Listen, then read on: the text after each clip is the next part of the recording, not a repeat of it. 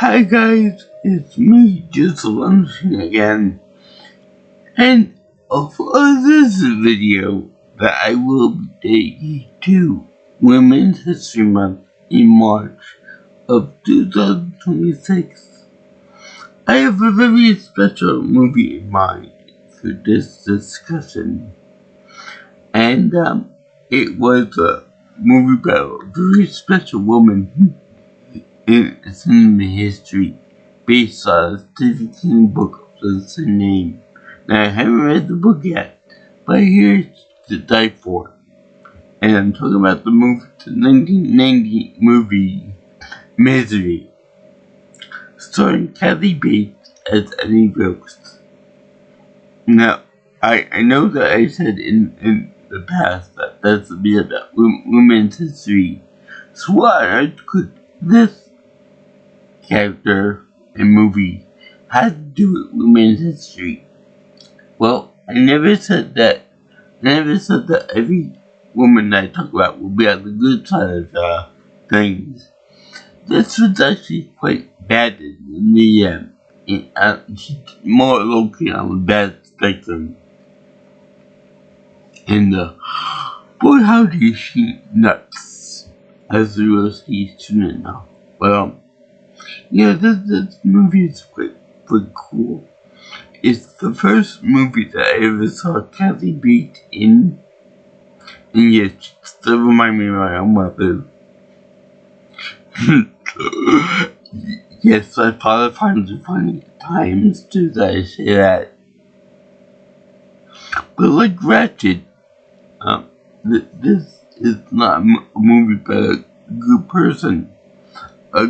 She's more of a villain. Come to think of it, this character of Annie Wilkes, she has a lot in common with Ratchet, with Mildred Ratchet.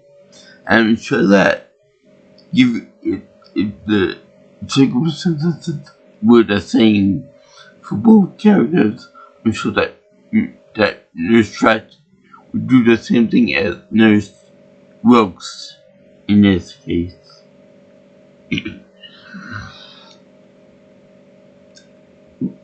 So let me just stop by saying that I saw this movie a long time ago, like when it was a little kid, and I found it a little bit boring and a little bit dull. I remember a few things wrong with the movie too, like for example, there's a pig in the movie. I thought the main character, Paul Sheldon, played by very good James Caan, was he actually killed the pig. But it turns out no.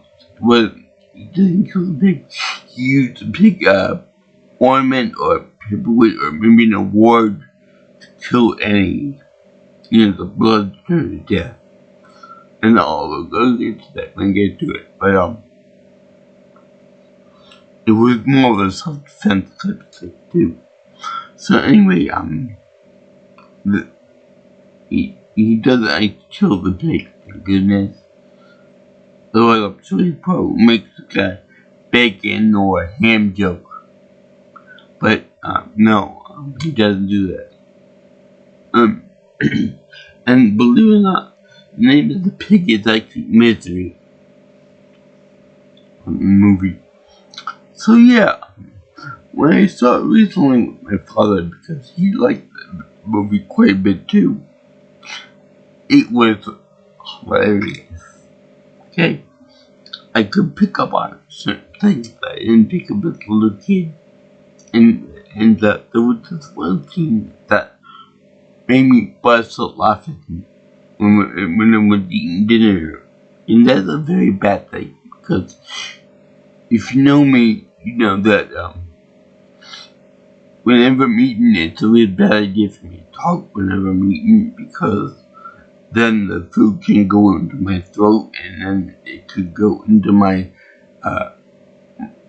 lung area, and that's a bad thing.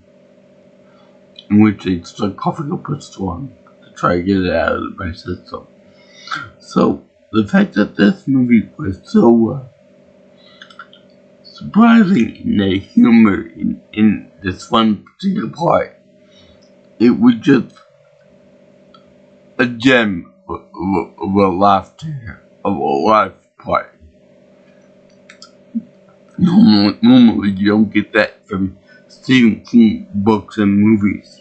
Normally when you see something like that, you see like it's like horror, drama, maybe even cheesy effects here and there. And sometimes you even see a Stephen King cameo, which, to my knowledge, there is no Stephen King cameo in this movie. It might be, but I don't know. Maybe because it's not in Maine, it's in, I think, Colorado. Anyway, there's none of that. There's more drama and more of a thriller type of thing. So anyway, without further ado, let me talk about this movie. So anyway, we got Paul Sheldon, which is again played by James Caan. And it's actually kind of nice to see him in like a role where he's not like a tough guy or a mobster or something rather like that. We all know him from The Godfather and other movies and such. He put like a tough guy, you're not gonna make me cry type person, like in Elf or in was he in the Truman Show? Yeah, I think he was in the Truman Show. Anyway, he plays an author, which plays into the whole thing with Stephen King. Now, I think that this movie was basically his biggest fear, personally, as a writer. And I'll get into that when I get into it. So anyway, his big thing is that he's traveling into I think a thing in Colorado. I forgot what it was that he go into, but he's going from New York City, I think, to Colorado for something. And he's in a terrible accident. And his car gets ruined. I think it's either a Corvette or a Mustang. I forget which one it was. But anyway, this woman comes over and rescues him from near death. And she forces her way into the car with like a crowbar or something. And it's also to note that his agent is played by Lauren Bacall, one of the biggest stars of the 50s, 60s. And anyway, she did star with Humphrey Bogart. So anyway, yeah, if any books, and that's the rest of her, you think that she's like a Florence Nightingale type person, like a real nice person, like a,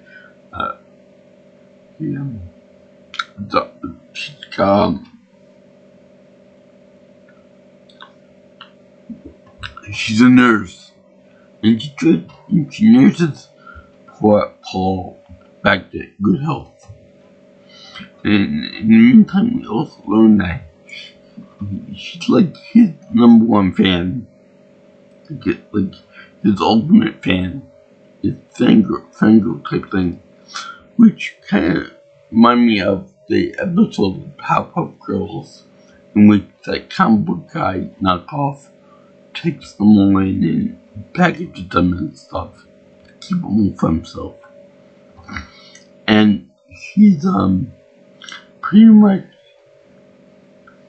rules over the roots of the house with him in it, because he's disabled. His leg and his arm get bunched up because of the accident. So he can't really move move and do anything except for what she has an inner care, like that's it. So I would imagine that would be like his Stephen King's real big fear, to be put into a wheelchair for the most part and be in the care of somebody else. Somebody who's a little bit mentally unwell, to put it lightly. And I could definitely attest to that, because I'm not gonna lie, I do have limited mobility sometimes. So, when, let's say I get a stiff neck, or I were to break my leg or something like that, I'd be even more incapacitated than I already am. So then, that'd be really scary for me and really frustrating for me. So I can feel his pain. Not to the point where I'm free walking and stuff, and then an injury happened to me where I'm already cut off. And I'm completely cut down and stuff. Anyway, I feel I never broke my leg or any bone in my body, thank goodness, but yeah, I can imagine the pain that he goes through. And in fact, later on, we find out that she's a little bit crazy in the head. First and foremost, she's very religious. And she's so religious that doesn't even curse or take the name of the Lord in vain. So it's repeated in the movie and other Stephen King works, that people that are religious are often a little nutty. That might be like a soul thing that he doesn't like of religion. But anyway, there's also the fact that she has a quote, a biblical quote: "Only the Lord can judge me." So that's kind of like a hint to her craziness, meaning that she can do whatever she wants in life and not be affected. She'll only be affected when she passes on and then goes to see the great men in the sky, St. Peter, or one of his bodyguards or something like that. So anyway, we find out that she's not well, because whenever she says like that, whenever she eats something that she doesn't like, she says cockadookie, something like that, like a little kid would say, because they don't really know the basis of curse words, like fuck or damn or whatever what have you. So that's one indication that she's not mentally well. Probably from her isolation, probably because of the fact that she has no real friends besides the pig, which she treats like a best friend, and she talks to the pig like as if she's expecting the pig to respond. And yeah, when Paul finds her newspaper clipping later on in the movie, I'm not quite sure if it's implied that she stole the pig from somewhere else and brought it here to be her friend, or if she just found the pig just in general and just raised it up as her own pet. But I prefer to think of it as she stole the pig from somebody else, because it's in the newspaper that the winning pig was taken by somebody, probably her. And there are also many murders attributed to her, and he works because of her madness. And also, for the matter, She has a stockpile of medications in her back room or closet. And I'm not talking about like a few extra pills here and there. I'm talking about enough pills to make the local pharmacy jealous. And it's also very isolating and such like that too, because he's in a place that honestly reminds me of my hometown, but a little bit more isolated and a little bit more mountainous too. And plus, they got the winter too. That also was even more isolating and chilling, quite literally. So anyway, she is the number one fan of the Misery book series, I guess, but to get the name from Misery. And Paul also writes these books. And in the last story, he killed the character Misery. And she didn't like that whatsoever. So she makes him write a new story for it in order to keep him on and make sure that Misery doesn't die. So it's kind of like kind of like a retcon, because that book is already published, it's already out, it's all done with. It's nothing to continue that.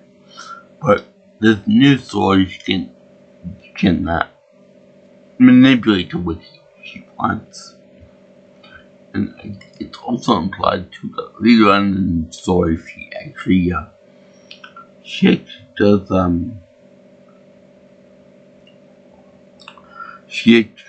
want to steal his identity and kill him, steal his identity, and then steal his work for him. I think that's also part of Stephen King's fear that someone will try to kill him and take his own story with all of its own characters, make them into his own or her own. But whatever, I can't predict what Mr. King wants and what his views are. Here now, where was I?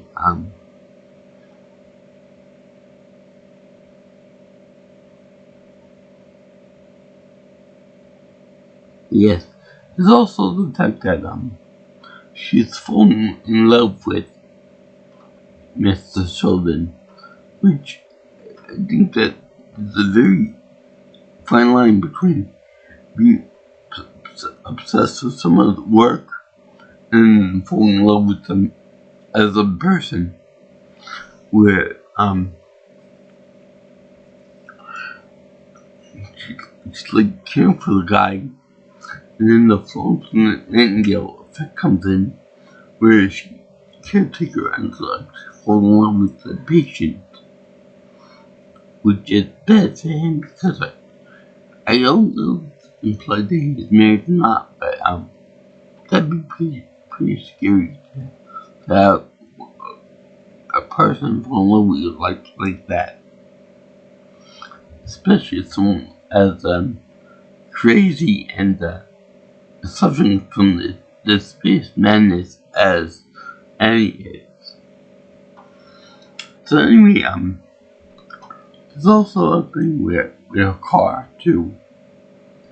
Now, I know the famous car of it, like the time machine, the DeLorean time machine from Back to the Future. I drove one, the Dental League from Dukes of Hazzard. The cars from the Cars movies. Knight Rider. Etc., etc., etc. But I will make the argument that her car, the Jeep car, is actually among them too. Because every time she leaves for something, for supplies or something, her vehicle is terrifying whenever it comes up the driveway, whenever it comes in the snow. Because you can hear in his mind, oh my god, she's coming back. I gotta run. I gotta move the wheelchair and stuff like that. Which, by the way, he is in the wheelchair, but he's got a limited mobility in the house because he can't go upstairs, he can't go downstairs, he can't go in certain rooms because of the frame being too small. Which kind of aggravates me with real life houses. Uncle Bathroom in particular. But let's see here. There's this one part where she demands that he write another sequel to the Misery franchise, and she can't use the typewriter with the paper that she provided him, so she gets angry at this, and then slams the paper or the typewriter itself onto his legs, which is a big no-no, especially when they're just mending and repairing themselves and such. So she doesn't care about that. She only cares about the book series, the number of fans, the fan thing. So one thing I got a bitch about is that these are his intellectual properties. Who is she to tell him what to do with his own characters? If he wants to kill Misery, go right ahead, kill him. If he wants to make her into a lesbian, let him do that too. If he wanted to have her become president of the United States, let him do it. Within his own world and universe, let him do it. It's his own work. Let him do it what he wants with it. She can't. She has no right to tell him what to do with his own characters, unless there's a serious threat of pain or death on his part by her, which she just created enough to do it. So anyway, this is my detail that I didn't notice when I saw this movie at first, was that he's supposed to be the expert writer, right? A big expert writer with at least a half dozen books in his labor catalog. So anyway, he should know how to use a typewriter, right? And normally when you do a keyboard typing, do something like this. But he types like I type, like from fingers. Or it could just be that he's playing that way because he's pissed off and aggravated with Annie, so he's deliberately taking his sweet ass time with making the work right. Let's see, so my dad said that when he was in school, he used to learn how to type with old-fashioned typewriters, and the way I showed you was how you really type with a typewriter. So anyway, he also types in there the words fuck multiple times. So it would be real funny in the end product when he typing it before he destroys the kid and sends any of the deep end. He said it'd be real funny if he said in the final work, he said all work and no fun makes Jack a dull boy. If you should repeat that. all throughout the page. That'd be funny. It's all hell. So anyway, I'm gonna repeat something that Doug Walker, the Star Trek, said during his review of Misery. That that something's wrong with Annie mentally, and she doesn't attack him for various reasons, and he's holed up in her house for God knows how long. And as they go on, she starts getting more obsessed with him, and he just wants to get away from her. And it's more creepy when you see her in a more happy mood, or a more smiling, happy, pleasant mood, because you don't know exactly when she's gonna snap, when she's gonna go into bitch mode, when she's gonna go into angry, I'm gonna attack you mode, I'm gonna hit you with a sledgehammer mode. And we all know that when she gets angry and stuff, that's the big the hot tamale moments, the hard to even remember. But because Kathy Bates is such a good actress, she's smiling, but behind the smile, there's something going on in her head that's not quite normal, like Norman Bates. Like you don't know what's going on in the head, but it's not normal thought process. Not no thinking and thoughts and ideas. So anyway, it's really funny to see it performing like that. Because I believe that Kathy Bates is a very sweet woman, a very nice woman. And she's a great actress because of this. I don't know if she got the word for it, but she deserves one. She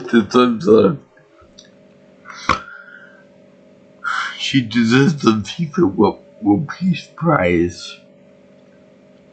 So anyway, during her absences, like when she goes to the store and stuff like that, for Paul, and for her supply for herself, and the pig, Paul gets a little antsy, and he decides to go roaming in the house and explore the house, see how, and settling and perfect everything he had set up, and he ends up not quite getting everything right. Like, she later on discovered that one of her little figurines of the penguin is misplaced, and he finds out that he ends up trying to steal a knife from her drawer to stab her in the head or in the back before he leaves, so that he can leave her. And she catches on to that too, so she knocks him out with like a shot to the arm or something. And you're looking for this. And number one, she also found his little key to get out of the room, because she locks the door whenever he is in bed. Nice nurse. So anyway, she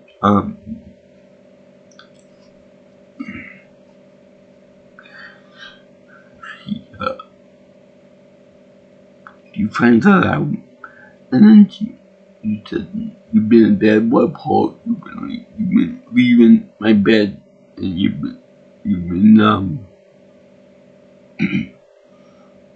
you found my scrapbook carrying it. You must be thinking awful things about me." thinking that I killed those kids, thinking that I stole the pig, thinking that I'm a complete nutcase, and that, even though I bust my ass for you, I took care of you, I picked you up, even though no one else cares for you, look for you. I cook, I clean for you, I take care of your waste material, and all I want you to do is to write me a book for Misery. So this shows how crazy she is, and how elated she gets whenever he produces a book or a story for her that's to her approval. Otherwise, she has to burn it. Yeah, all the hard work, it goes down the drain all because she doesn't like it. It's not pitch perfect for her. So anyway, he ends up getting tied to the bed. She puts a wooden block between his ankles, and we all know what's coming up now. And she even gets a little story about the slaves in Africa mining diamonds, and the perfect music they missed for this part was the Anvil chorus, in which she takes the sledgehammer, the 40-pound sledgehammer, and she smashes his ankles, both ankles, against this wood plank or this wood block. And you can hear it crack, and you see the bone actually, you see the actual foot go at all unnatural angles. It's really awesome to see, and you could see the pain on James Caan's face when this happens, because his mobility is significantly yet again by her.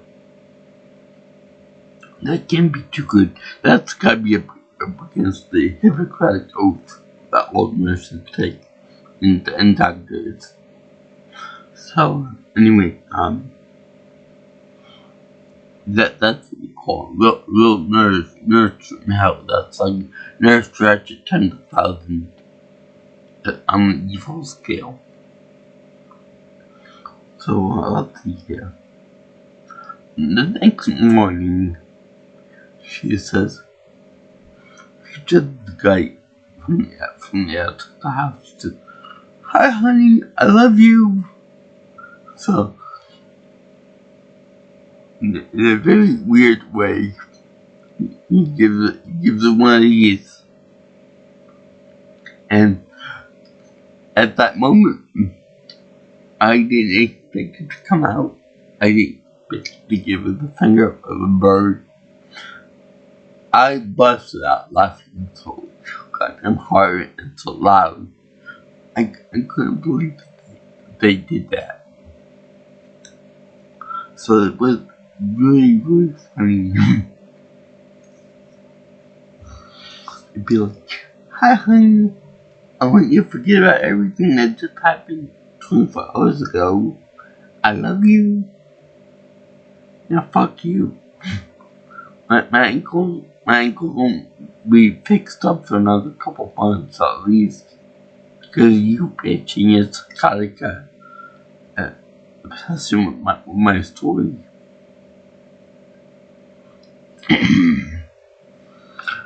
so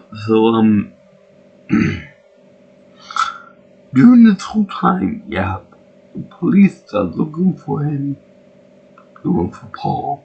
They do flybys and stuff with a chopper and everything. They can't find anything because the forest is just so dense and it's so lost on the ground.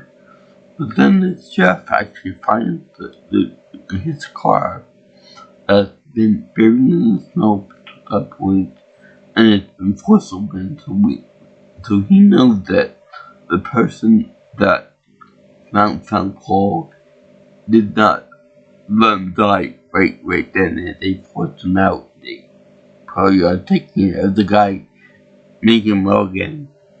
But he doesn't even know why they so to keep him alive instead of bringing him to the authorities or to civilization.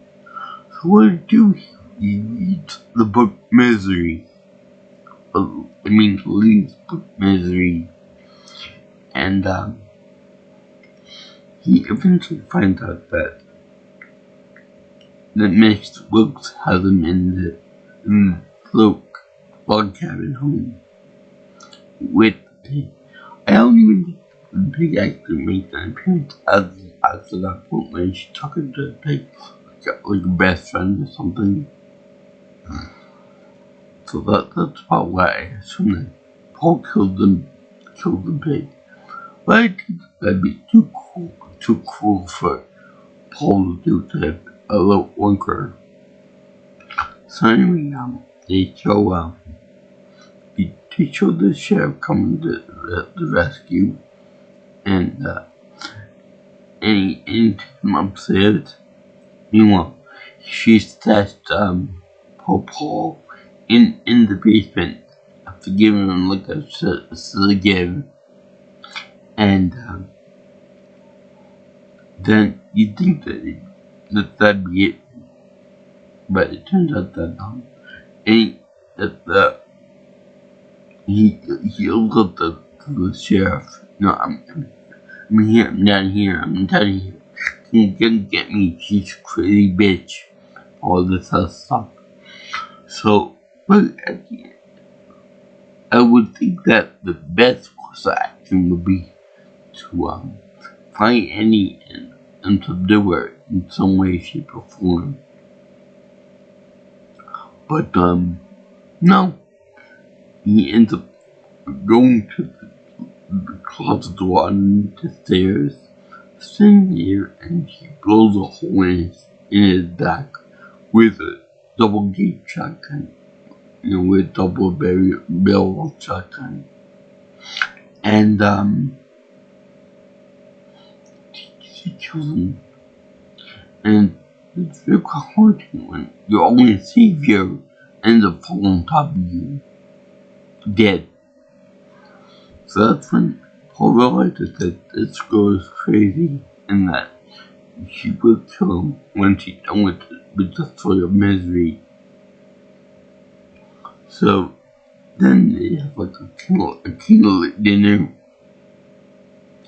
in celebration of Misery being completed.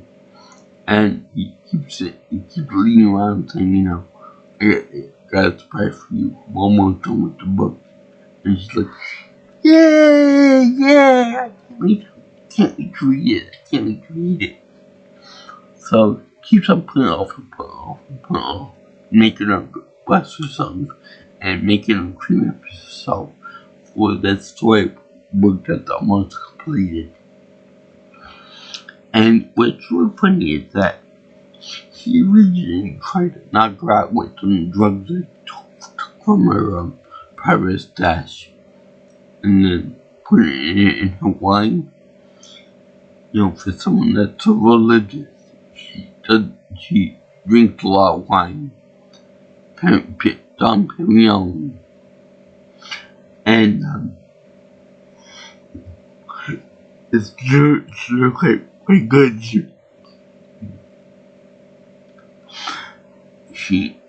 After you poured the drug into a drink and stirs it up so you can't detect it because she's a nurse and all that. Think that those kind of people would be privy to that knowledge.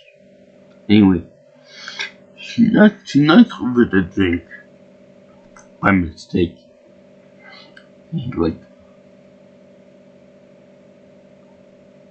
The look on his face and the fact that they hold it on him for a few seconds afterwards show his despair, and the fact that he put a lot of work on moving around in a wheelchair, hiding drugs and everything from her all-knowing, Big Brother-esque eyes, all that, just to have it be destroyed in a puff of smoke or a spilled drink.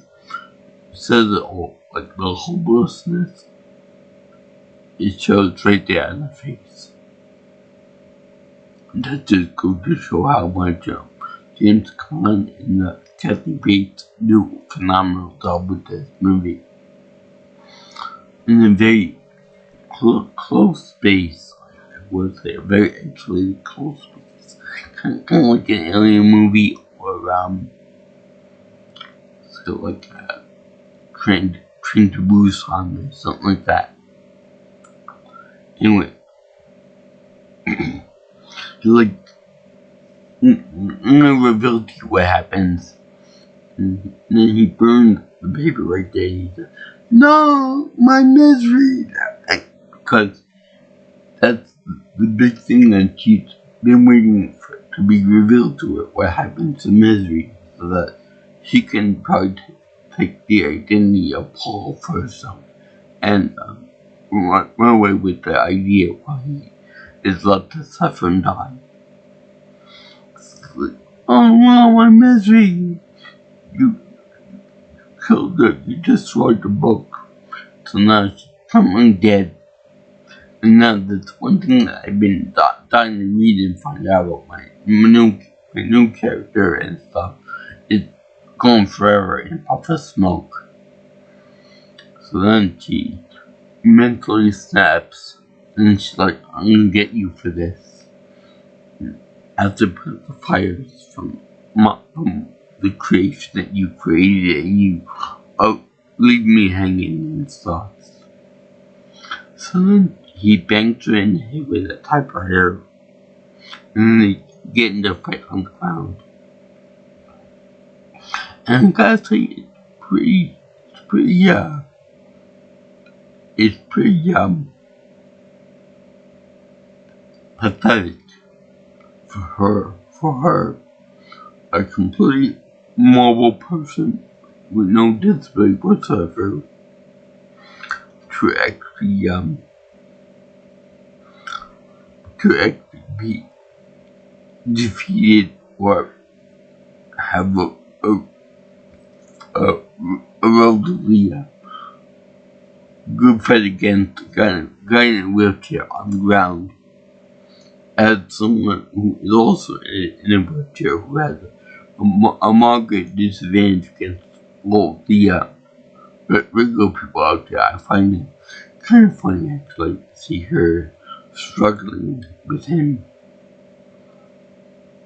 And the way she goes from "I love that man" to "I want to kill that man," that just shows how much of a crazy person she is. Not only that, but she has a phone right there. That old-fashioned phone. But it's only the shell because she removed all the inner parts, all the important components. And even James Caan said she's a crazy bitch. That did go to show how she is eventually going insane, more and more insane. So anyway, she's on the floor with him, and they're both trading blows with each other. Until he sees a ornamental pig, a water paperweight or some heavy pig on it. So then he ends up reaching for it, and he ends up bashing her head in with the pig icon.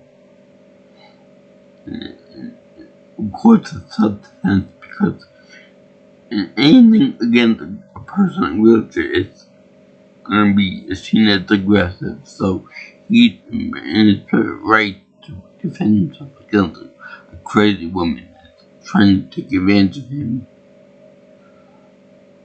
I mean, thank God he wasn't sexually assaulted by her, because that would just be even more insane.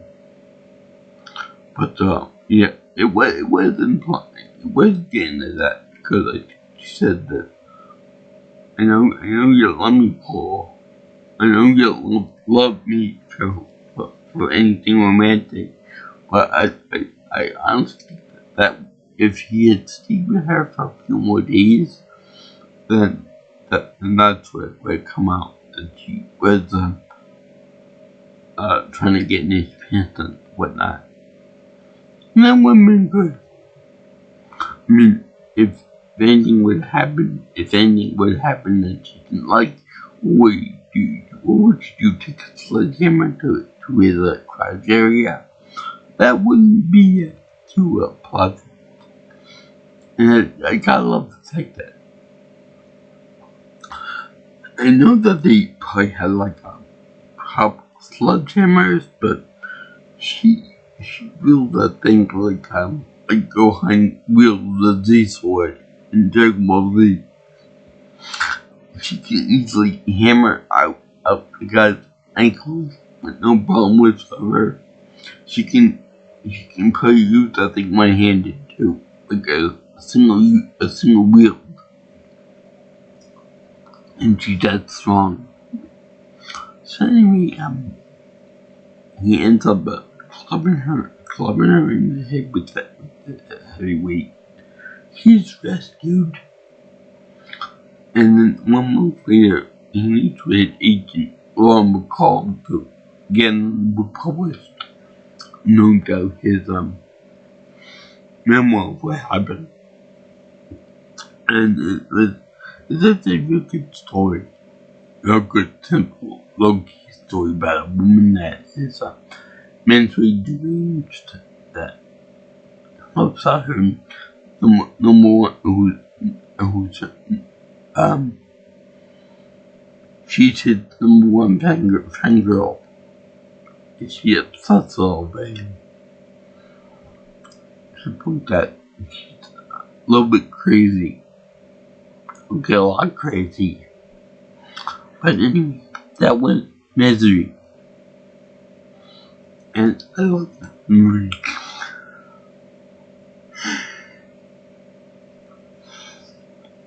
I love the fact that James Caan gets away from it. I love the fact that Pig gets away with it. I love the way Annie Brooks starts out like a normal human being, but then she ends up become more and more crazy, more and more unkempt, and more unsettling, both in over actions and speech. And she's more of a, she's got more of a personality with more naive and more childlike speech and mannerisms, and the more manic, crazy, disturbing, and violent personality when she doesn't get her way, when Paul doesn't want to play ball. And it's noticeable that when this personality comes out, she's more violent, more adult, more vengeful, more spiteful, and she also curses heavily too, because she's a bitch, and die slut, and all this other stuff too. So, it's almost like you're dealing with Angel, and you're dealing with Devil. And Kathy Bates does a perfect job in getting everything right.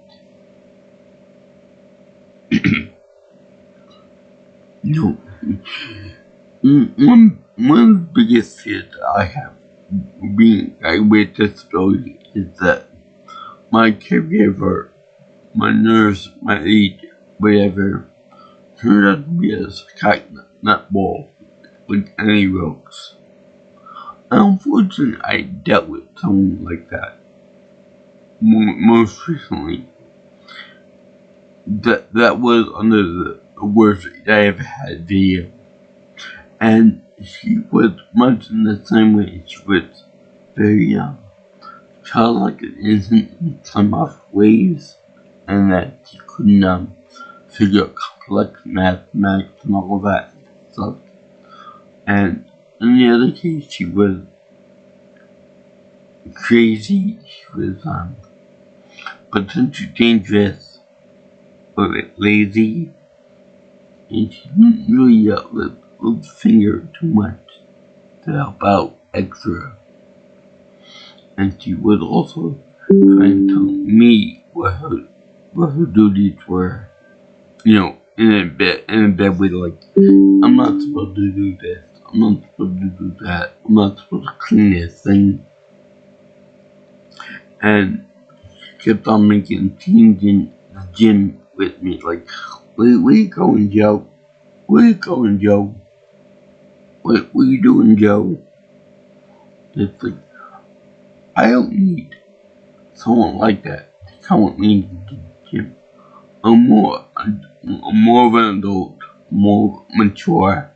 I can handle myself at the gym. Where she was over there, using the phone to call her boyfriend or husband, and look, honey, I'm losing weight. I'm doing something important. Yeah.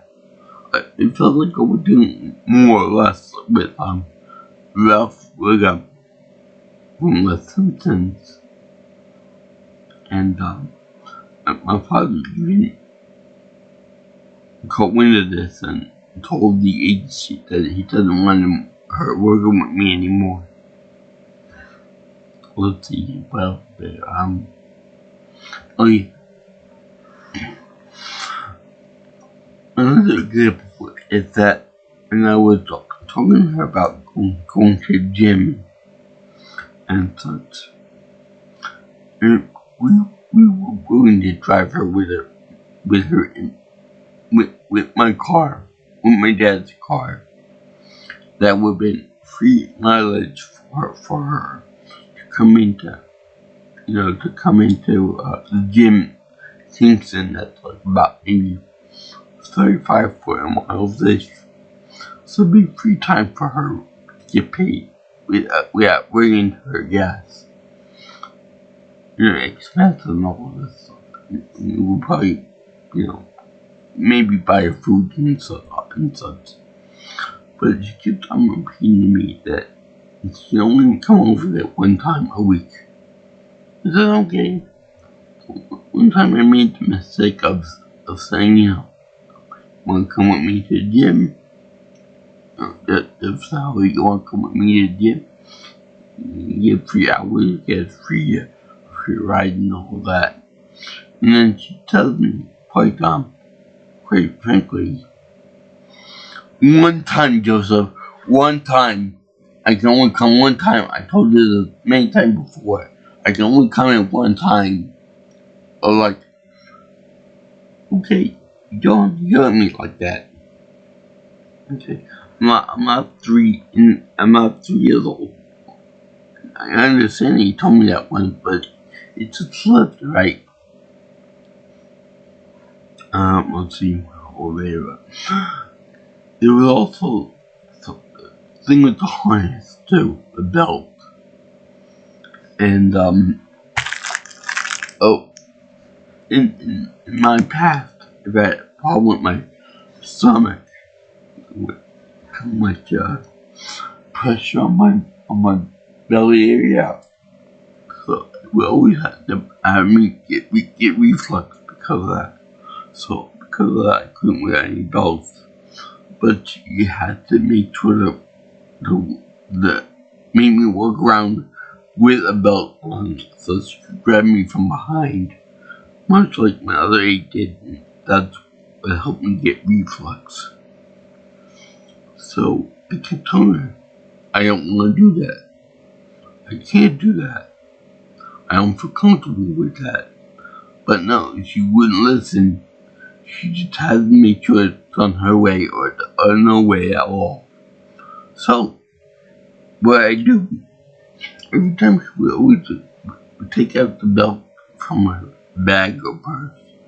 Okay, next time we'll do the belt. Meanwhile, next time never came.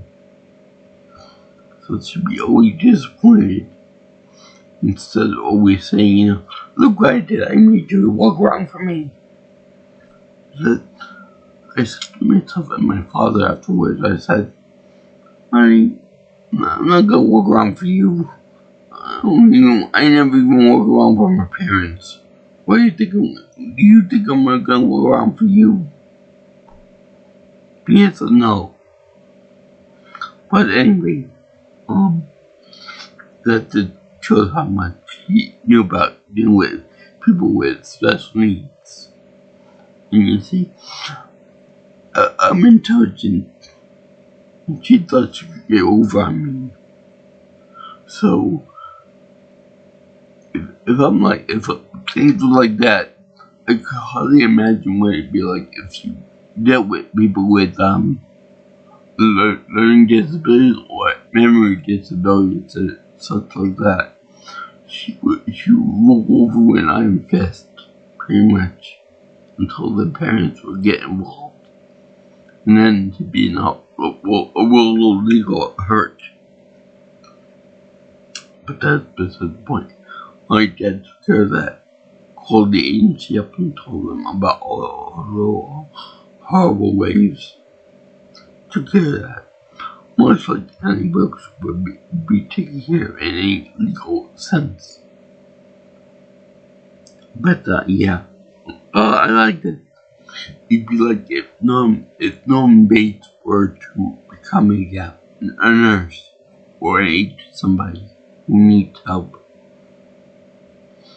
It'd be good at first, but then you realize that the man's a little unstable. So yeah, I looked quite a bit, especially the sledgehammer scene. And I thank you for watching my video about Misery. It was fun to talk about. I did this at Women's History Month in March of 2026.